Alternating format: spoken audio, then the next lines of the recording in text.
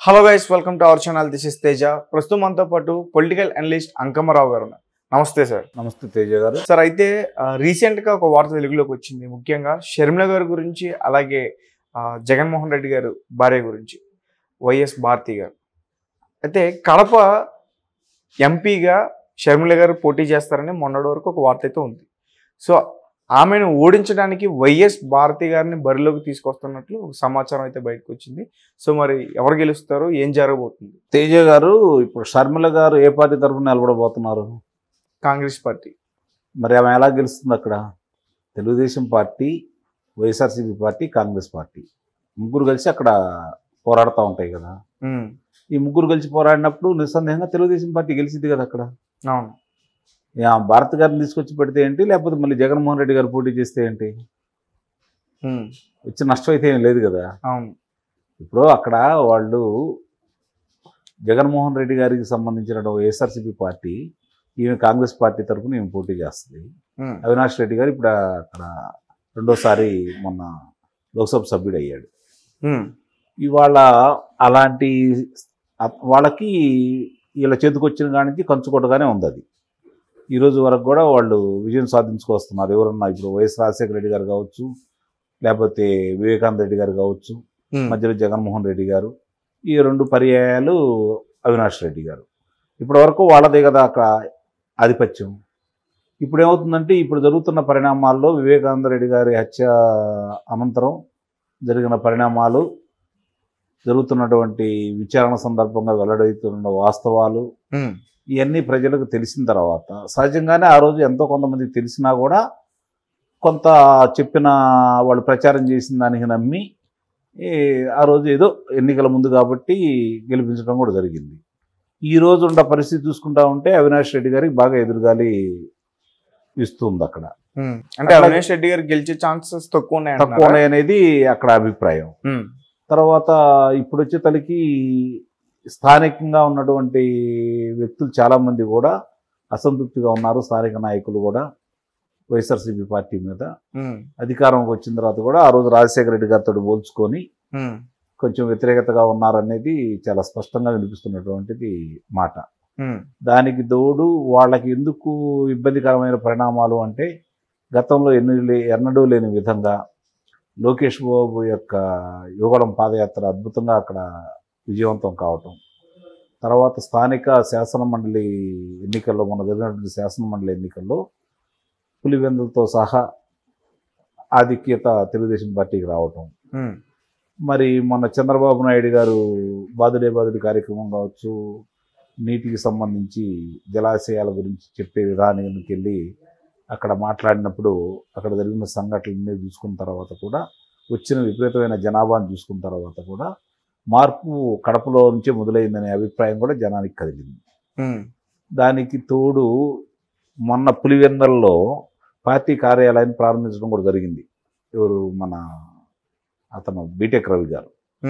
మరి ఆ కార్యక్రమానికి కూడా తండోపతండులుగా జనం బాగా వచ్చారు, ఎన్నడూ లేని విధంగా. ఇప్పుడు ఆ పులివెందల నియోజకవర్గంలో తెలుగుదేశం పార్టీ వాళ్ళకి అంత ఆదరణ లభించడం అనేది ఈ మధ్యకాలంలో ఎప్పుడూ లేదు. మరి ఎప్పుడైనా అసలు అక్కడ టీడీపీ జెండా ఎగిరిన దాఖలాలైనా ఉన్నాయా? 1978 నుంచి ఇప్పటి వరకు కూడా రాజశేఖర రెడ్డి గారి కుటుంబ సభ్యులే అక్కడ శాసనసభ్యులుగా గెలుచుకుంటూ వస్తున్నారు. ఓకే.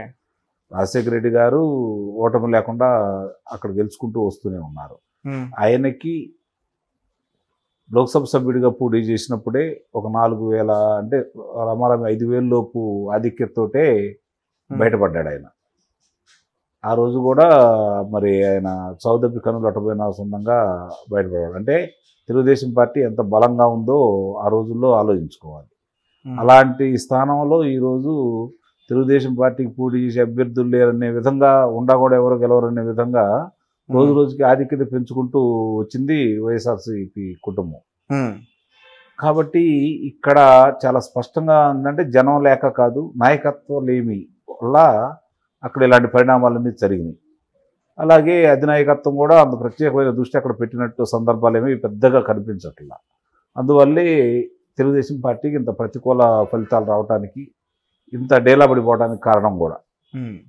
మరి ఇవన్నీ చూసుకుంటా ఉంటే ఇప్పుడు దాని తోడు మొన్నటిదాకా వాళ్ళకి కలిసి వచ్చిన అంశం ఏంటంటే రాజశేఖర రెడ్డి గారు ఎప్పటికప్పుడు ఆయన నేనే ముఖ్యమంత్రిని ప్రచారం చేసుకోవటం. ఆ ప్రచారం చేసుకున్న సందర్భంగా సహజంగా ఎలా ఉంటుంది అంటే తటస్థులకు కూడా ముఖ్యమంత్రి కాబోతున్నాడు కదా, ఈయనతోటి మనకు వైరం ఎందుకు, అంతకుముందు వాళ్ళ నాన్నగారిని చూసి భయపడేవాళ్ళు, ముఖ్యమంత్రి అవ్వబోతున్నాడు కదా ఈయనతోటి మనకెందుకు అనే ఆలోచనతో ఒక రకమైన వాళ్ళు కూడా అనుకూలంగా ఓట్లు వేయటం మొదలుపెట్టారు.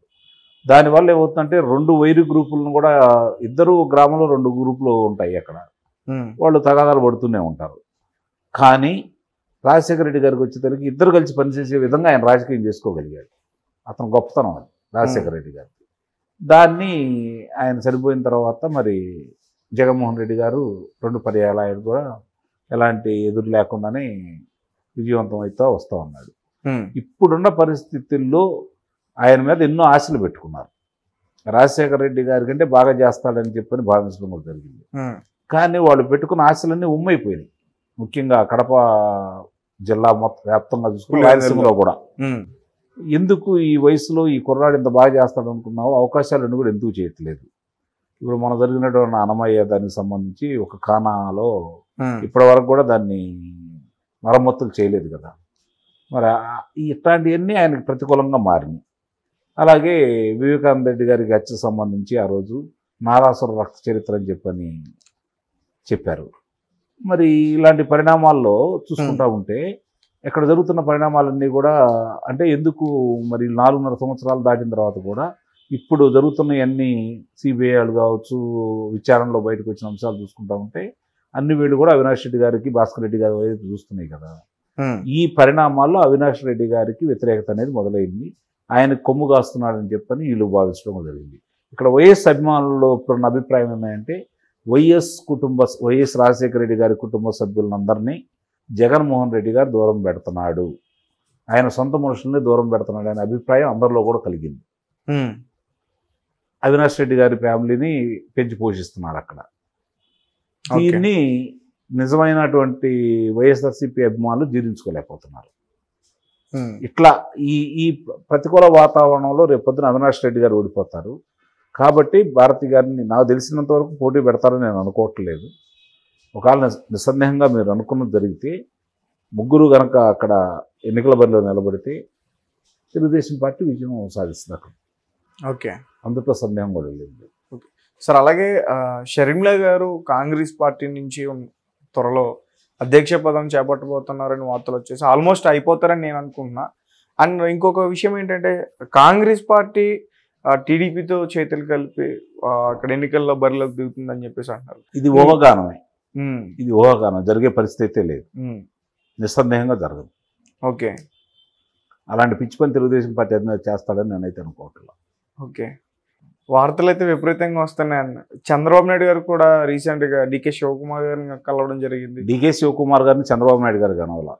చంద్రబాబు నాయుడు గారు బెంగళూరులో దిగి కుప్పానికి వెళ్ళేటప్పుడు అక్కడ బెంగళూరు ఆయన స్థానికుడు కాబట్టి ఆయన వచ్చి ఈయన కలిశాడు.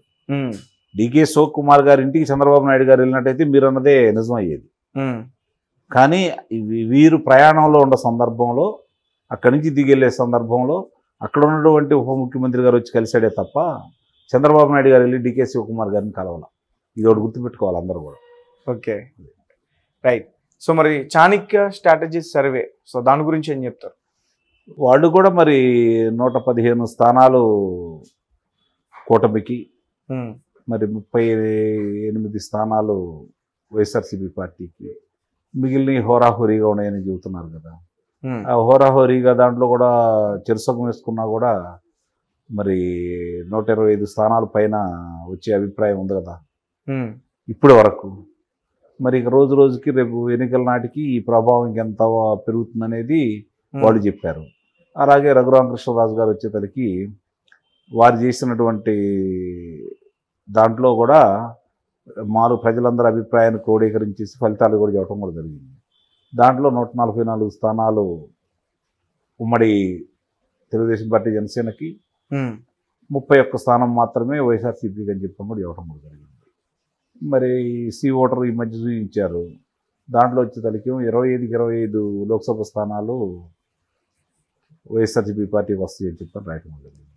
చంద్రబాబు నాయుడు గారి మీద అంత వ్యతిరేకత ఉండి 3 లోక్సభ స్థానాలు వచ్చిన తర్వాత, ఈ రోజు ఈయన ప్రభుత్వం మీద ఇంత వ్యతిరేకత ఉన్న తర్వాత, ఇన్ని వర్గాల వ్యతిరేకత ఉన్న తర్వాత వాళ్ళు ఆ విధంగా ప్రకటించింది దాని విశ్వనీయత లేదు అనేది చాలామంది అభిప్రాయం కూడా.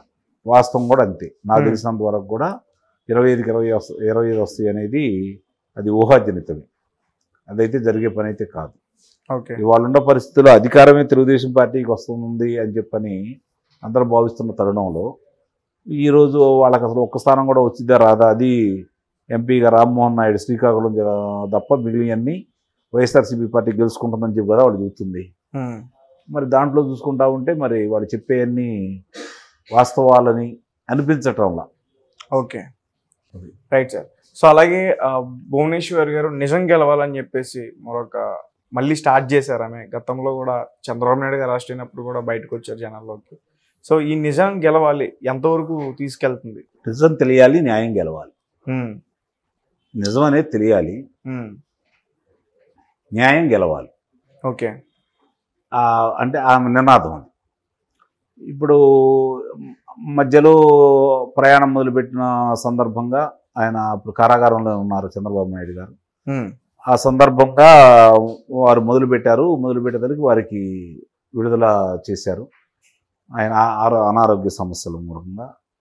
తర్వాత ఆయనకి ఇంట్లో మరి ఆమె అన్ని సఫర్ అయ్యేలా ఆమె చేసుకోవాలి కాబట్టి ఆమె ఉన్నారు. ఇప్పుడు వెలుసుబాటు వచ్చేసింది. చంద్రబాబు నాయుడు గారు మళ్ళీ ప్రజల మధ్యకి వెళ్ళిపోయారు. ఆ రోజు అసంతృప్తిగా వదిలేసినటువంటి కొంతమంది అమరులైనటువంటి కార్యకర్తలకు సంబంధించిన అభిమానులకు కావచ్చు, కార్యకర్తలకు కావచ్చు, వారికి డబ్బులు అందించే కార్యక్రమంలో, వాళ్ళకి ఇవ్వాలనుకున్న మాట ఇద్దాం అనుకున్న కార్యక్రమంలో ఇప్పుడు ఆమె కొనసాగిస్తుందని చెప్పని వాళ్ళు తెలుగుదేశం పార్టీ వాళ్ళు ప్రకటించడం కూడా జరిగింది. మంచి పద్ధతి. ఇప్పటికే ఆలస్యం అయిందని చెప్పి అందరూ భావిస్తున్నారు. ఇప్పటికైనా కొనసాగిస్తుంది అన్నందుకు సంతోషపడాలి. ఓకే, దానికి వ్యతిరేకంగా వార్తలు రాస్తున్నారు కదా నెలదాకా. వైఎస్ఆర్సీపీ అభిమానులు చాలా విచిత్రమైనటువంటి పదాలు ఉపయోగించి రాస్తున్నారు కదా. మరి ఈరోజు చూస్తూ ఉంటే మళ్ళీ తిరిగి ఆమె కొనసాగిస్తుంది కాబట్టి మరి వాళ్ళు ఏం సమాధానం చెబుతారో చూడాలి. Okay sir, thank you so much sir.